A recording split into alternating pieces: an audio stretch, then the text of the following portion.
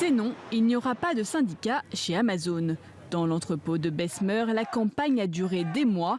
Le sénateur Bernie Sanders et même le président Biden s'étaient pourtant impliqués. Chaque travailleur doit pouvoir faire le choix libre et juste d'adhérer à un syndicat. Alors faites entendre votre voix. Mais le résultat est sans appel. Sur les 5 900 salariés, seuls 738 veulent être défendus par le syndicat national de la distribution. Près de 1800 ont voté contre. Un échec pour l'organisation qui dénonce la crainte de représailles des travailleurs.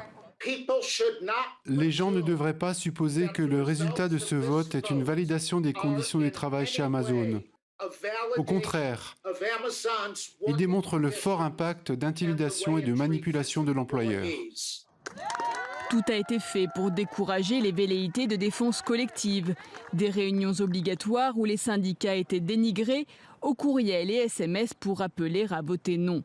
Même la durée du feu rouge où les syndicalistes menaient campagne a été réduite.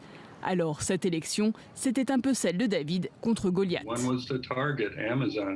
D'abord, il y a la cible. Amazon, le deuxième employeur du pays, est bien déterminé à garder les syndicats hors de ses entrepôts. Il a financé une campagne agressive contre le syndicat. Et puis cela s'est passé en Alabama, où les syndicats sont faibles depuis longtemps. Gagner dans cette configuration était difficile. D'un côté, les revenus d'Amazon ont bondi de près de 40% avec la pandémie.